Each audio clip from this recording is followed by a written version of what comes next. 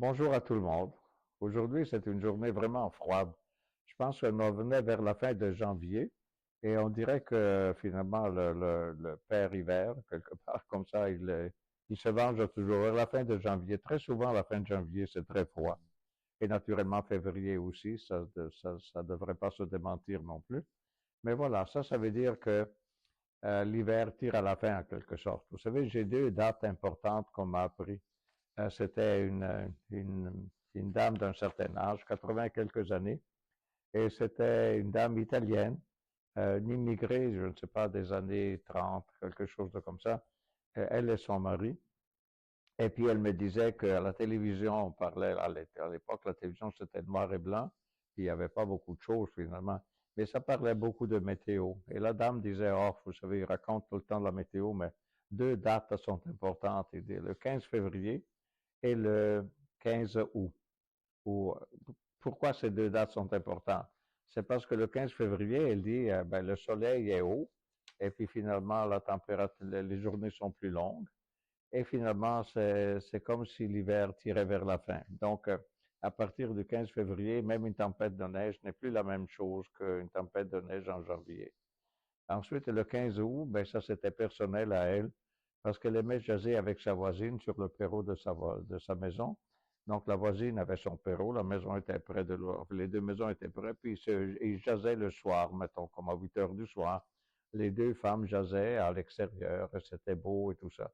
Mais à partir du 15 janvier, pardon, du 15 août, ça commençait à faire frais le soir, et la nuit n'était plus aussi agréablement faite pour rester à l'extérieur comme ça à jaser. Et voilà, ça c'était les deux. Je dois vous dire, ça fait 60 ans pour moi que je fais l'hiver ici. Et puis je dois vous dire que ces deux dates-là sont toujours les mêmes. C'est toujours très bon. Malgré qu'on parle de réchauffement de la planète ou tout ça.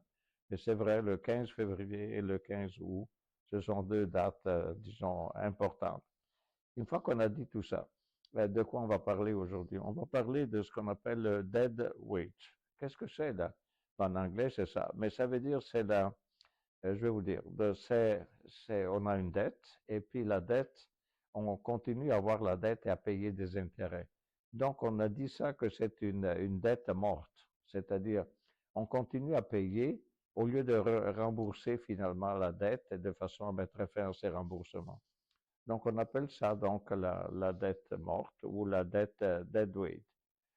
Donc, elle désigne une dette qui ne génère aucun retour productif ou aucun ou actif capable de rembourser les coûts associés, tels que les intérêts. C'est une dette morte, entre guillemets, car elle n'apporte pas de valeur future pour compenser les remboursements.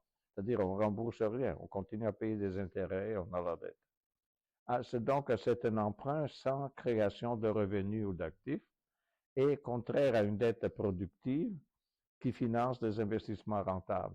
Donc finalement, c'est une dette morte parce qu'elle ne produit rien. On doit juste payer, puis c'est tout. Naturellement, vous dites, on n'a qu'à payer. Oui, oui, mais c'est ça, mais apparemment, c'est assez courant, finalement, d'avoir une dette morte. La page suivante, elle va nous dire donc les caractéristiques principales. Cette dette ne distingue pas, ne se distingue, pardon, cette dette se distingue par son absence de productivité, ça, et son impact négatif sur les finances. Euh, non lié, il n'est pas lié à des investissements générateurs de revenus, comme je vous disais. C'est pas de l'argent que j'ai investi et puis il me rapporte quelque chose et puis entre-temps je dois payer les intérêts. Ça, c'est une autre façon. Ça, c'est vraiment la dette. On va continuer. Augmente les charges d'intérêt sans bénéfice correspondant, peut provenir de dépenses courantes excessives ou de pertes opérationnelles, et ça risque d'être un cercle, final, d'avoir un cycle vicieux. Plus d'emprunts pour payer les anciens. Ben là, ça commence à être un peu exagéré. Et voilà. Exemple dans la vie quotidienne. Au niveau individuel, la dette debt weight apparaît souvent dans les finances personnelles. C'est la dette de la carte de crédit pour les achats de consommation comme les vacances, les repas, sans augmentation de revenus. C'est des emprunts pour couvrir des dépenses courantes sans plan de remboursement productif. Ça, c'est le pire, c'est-à-dire on emprunte pour payer un emprunt. Donc, prêt pour des biens non appréciables qui ne génèrent pas de valeur. On a compris finalement, la dette morte, c'est justement c'est quelque chose qui est là. Au lieu de la rembourser, on continue à payer les intérêts. Donc, des exemples au niveau des entreprises et des gouvernements, parce que c'est pas juste les individus, là, c'est les entreprises et les gouvernements.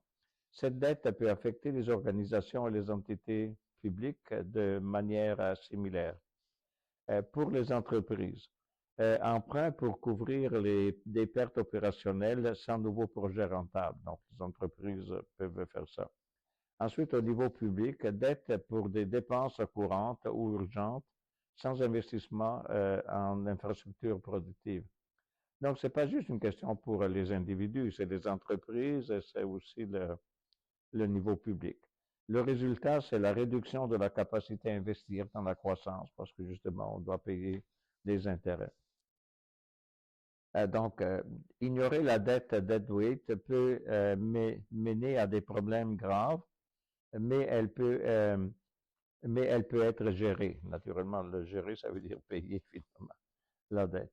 Les conséquences, c'est stress financier, réduction des investissements, risque de faillite.